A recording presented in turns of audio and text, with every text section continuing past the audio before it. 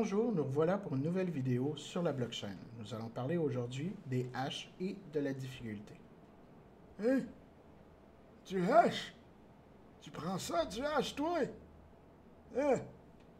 Si tu prends ça, c'est normal que tu vas avoir de la difficulté. Hey, Ginette! Il est vraiment pas clair, ce petit garçon-là. Mais non, papy, il parle d'une hache de pirate. La pirate Maboule qui a perdu sa boule. Qui la cherche, qui la cherche, qui la cherche bien. Mais non, les fonctions de hash, ou plutôt les fonctions de hachage, sont une méthode mathématique. Donc je vous les explique immédiatement.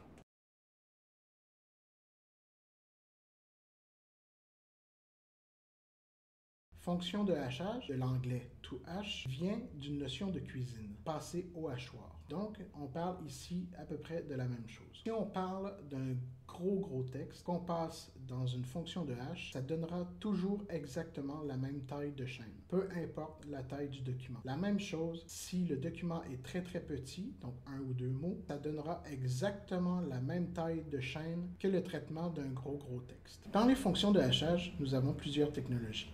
Nous pouvons retrouver le SHA-2 qui regroupe les fonctions SHA-256 et SHA-512.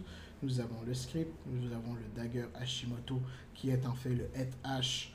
Nous avons aussi le Blake, nous avons le SHA-1, nous avons le RIPEM 320 et nous avons beaucoup d'autres technologies disponibles.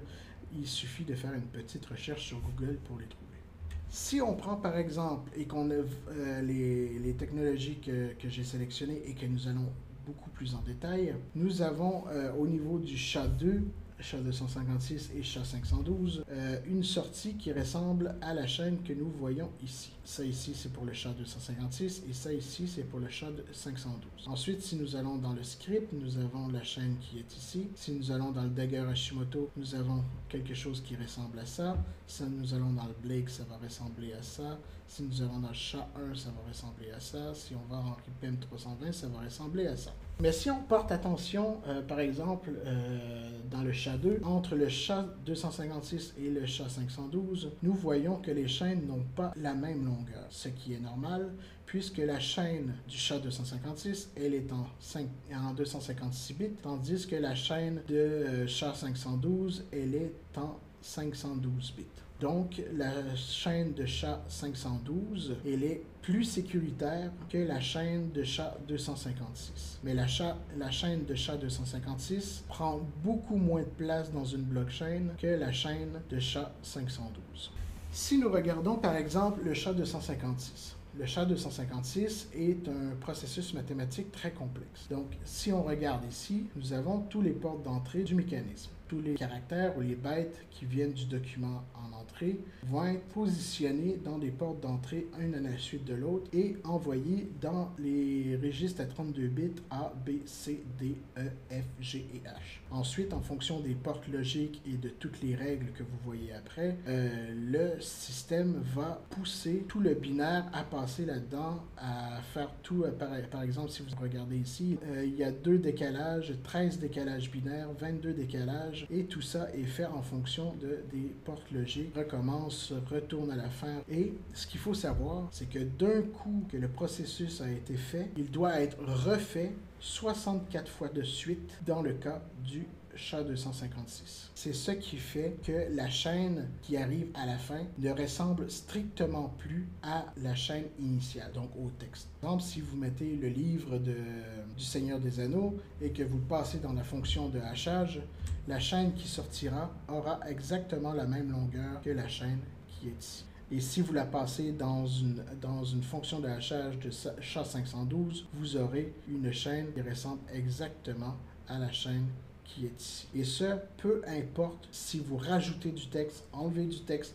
modifiez le texte, la chaîne aura toujours cette longueur, ou cette longueur dans le cas du SHA-256. Et ce qu'il faut mettre en plus l'emphase, c'est que si on change la moindre lettre à l'intérieur du texte, la chaîne qui est ici sera complètement différente. Elle ne se ressemblera pas du tout. Donc, même si on change une lettre, on ne pourra pas dire que la chaîne, elle ressemble un peu, donc le texte doit pas être différent de beaucoup, c'est complètement faux. Parce que dans le cas des fonctions de hachage, si on change la moindre lettre, ça change tous les décalages des lettres et des 64 passages et ça fait en sorte que la chaîne qui sort à la fin, elle est complètement différente. Donc, nous avons ici une vague aperçu du pourquoi la blockchain est difficilement modifiable par un pirate.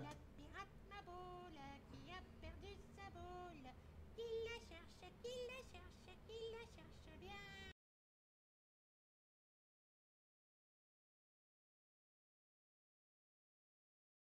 Nous allons maintenant voir les notions de difficulté. La difficulté va rendre encore plus difficile la modification de la chaîne, mais en même temps, elle va réguler le nombre de blocs qui doit être tapé ou qui doit être conçu à toutes les X minutes en fonction de la blockchain.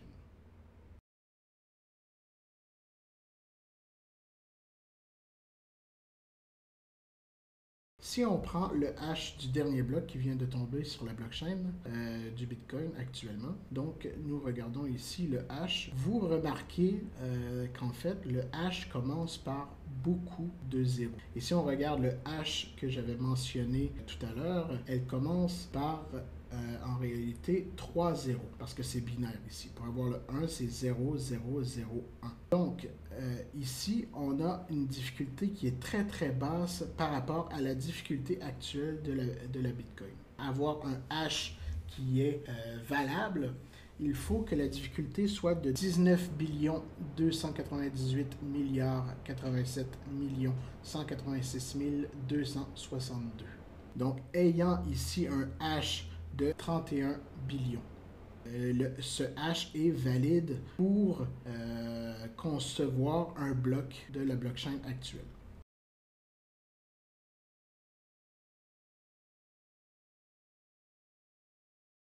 La difficulté a été mise en place sur la blockchain pour réguler le temps qu'il y a entre les blocs. Par exemple, sur la Bitcoin, il faut qu'un bloc soit conçu à tous les 10 minutes. Donc, pour ce faire, en fonction de la puissance mondiale, donc plus la puissance mondiale augmente, plus on s'attend à avoir un nombre de blocs élevé et résolu par 10 minutes, mais nous n'en voulons qu'un. Donc, pour ce faire, à tous les 2016 blocs, le système se réorganise et ajuste la difficulté en fonction de la moyenne de la puissance qui a été faite pendant ces 2016 blocs. Ce qui assure la pérennité de la blockchain et faire en sorte qu'il y ait toujours en moyenne un bloc à tous les 10 minutes.